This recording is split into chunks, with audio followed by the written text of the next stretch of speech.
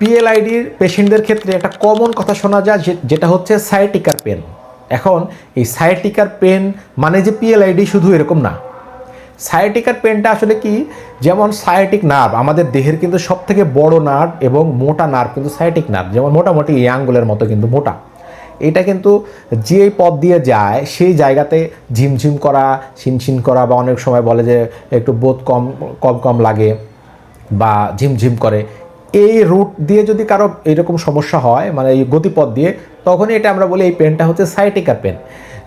তাহলে sciatic nerve কোন দিক দিয়ে যায়? যেমন সায়াটিক নার্ভ কিন্তু কোমর থেকে শুরু হয়ে বাটক, তারপর থাইয়ের বা উরুর পিছন দিয়ে গিয়ে পায়ের পিছন দিকে গিয়ে একবারে পায়ের পাতা পর্যন্ত চলে যায়। এখন কারো ব্যথা যদি কোমর থেকে, বাটক থেকে, পায়ের উরুর পিছনের দিক থেকে, লেগের পিছনের দিক থেকে যদি একেবারে পায়ের পাতা পর্যন্ত যায়, তাহলে এই ধরনের পেনকে বলা হয় সায়াটিকা পেন।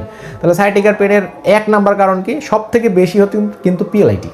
তো পিএলআইডি ছাড়াও কিন্তু আরও বেশ কিছু কারণ আছে যেখানে সায়াটিকার মতো এই ব্যথা হতে পারে।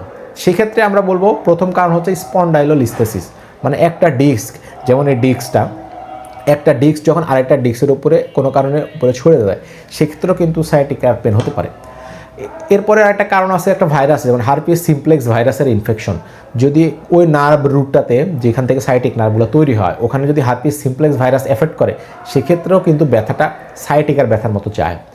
এরপরে 3 নাম্বার একটা কারণ আছে যে টিউবারকুলোমা বা লিম্ফোমা, মানে এটা এক ধরনের টিউমার, সেক্ষেত্রেও কিন্তু সায়াটিকার পেন হয়। এরপরে পেলভিক টিউমার, মানে আমাদের কোমরের আশেপাশে যদি কোনো অর্গান, এখানে তো অনেক কিছু থাকে, মাসল, হাড্ডি, এখানে কোনো কিছু টিউমার হলে এক্ষেত্রেও কিন্তু সায়াটিকার পেন হয়। এরপরে আসে হচ্ছে স্পাইনাল নার্ভ রুট, ওই যেখান থেকে সায়াটিকার নার্ভ তৈরি হয় ওখানে যদি সিস্ট হয়, সিস্ট বলতে এর ভিতরে পানি থাকে বা ফ্লুইড থাকে, এই ধরনের, এটা এক ধরনের টিউমার, এক্ষেত্রেও কিন্তু এই যে সায়াটিকার মতো পেন হয়।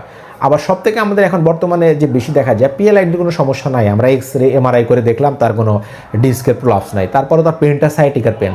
এটা হতে পারে ডায়াবেটিক নিউরোপ্যাথি, মানে ডায়াবেটিক পেশেন্টদের অন্য কোনো কারণ না থাকার পরেও যাদের পেনটা এইভাবে চলে যায়, আমরা এটা ডায়াগনোসিস করি যে এটা ডায়াবেটিক নিউরোপ্যাথিক সায়াটিকা পেন আর কি।